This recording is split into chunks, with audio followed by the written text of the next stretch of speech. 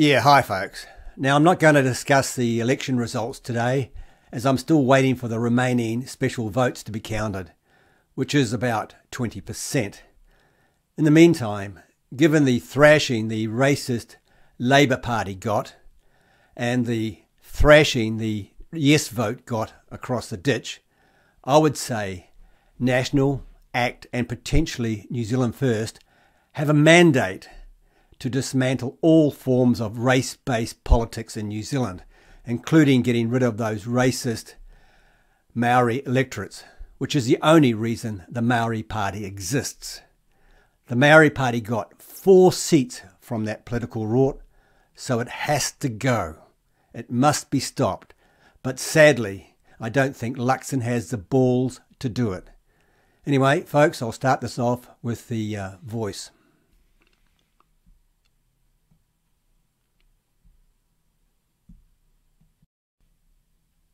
We've got Andrew Bolt still with us. Andrew, your reaction to that? Well, I find it astonishing that Chris is still running this thing as, oh, it's the no campaign that's racially divisive, as he tries to sell us still, despite the result, a racially divisive proposal. Australians have looked at it and said, this will divide us by race, Chris, and they do not want it. And it's not the no campaign that's being divisive. And you can say, oh, look, there should be bipartisanship. Fine, Chris, why don't you agree with me and at least 55% of Australians on this proposal? Then we will have bipartisanship. Mate, you ran and you lost. You fought to fight and you lost. And mate, I just point out one more thing before you go on, Chris. Could I just get a word in? One more thing. Just one more thing. You've had a lot of words on the panel. This is only my second go. Let me just say one more thing and I'll cede the floor to you. This is a fantastic day for fighting the race politics that has driven Western society mad for years now with the Black Lives Matter and all that kind of stuff. You've had actually 2 elections today. One was this one saying no to racial division and the voice.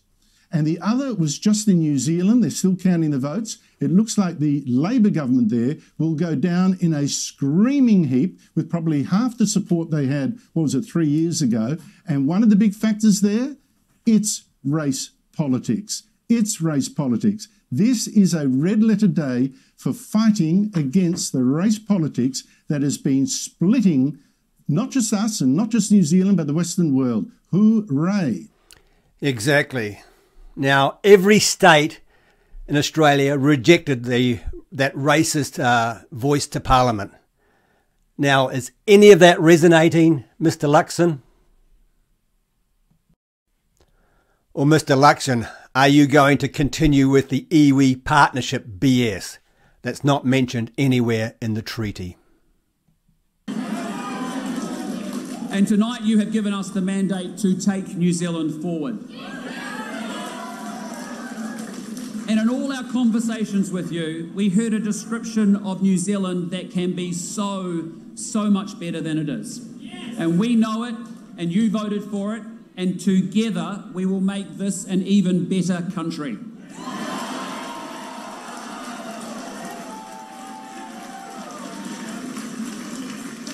Now, turning around the country may take time. It's a big job, and we have to get it right, and it's going to be hard work.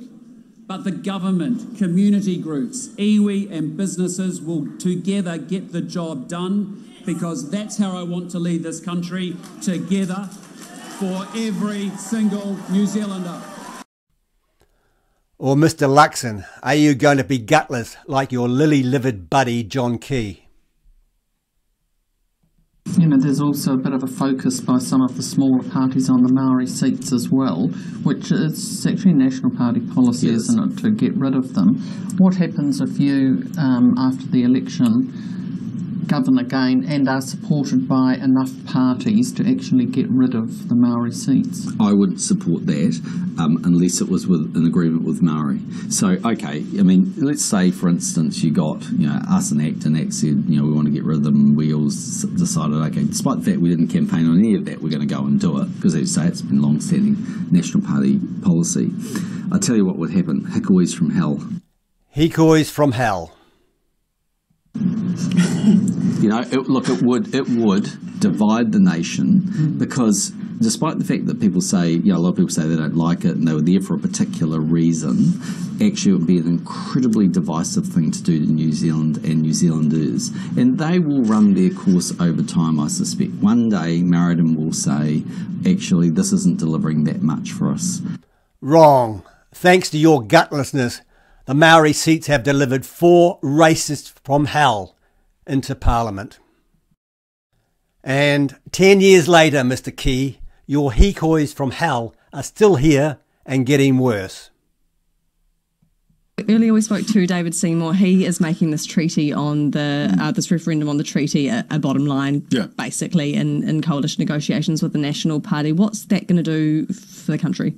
Well, see, that's the tyranny of the majority. There will be significant civil unrest, and we don't, and nor should any leader take us down that track. This is what James Shaw said to us this morning as well, that he's concerned there could be violence if this referendum is held.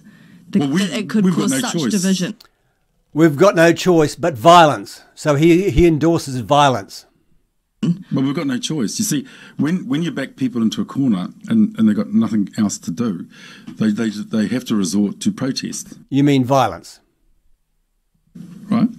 And then and because we're well organised up and down the country, that protest will be significant, as it should be. There'll be days of national Maori action, and they'll close down Whangarei, Auckland, Tauranga, Hamilton, Wellington, and so we go, you see.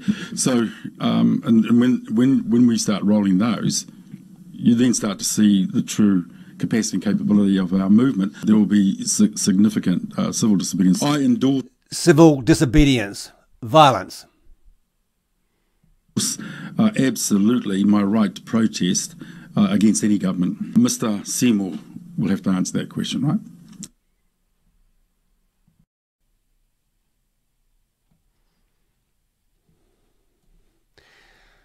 Yeah, now folks, I wouldn't give up on Winston just yet, as National could easily lose a seat after the special votes are counted, and then Winston is in. Anyway folks, I've posted all the relevant links below.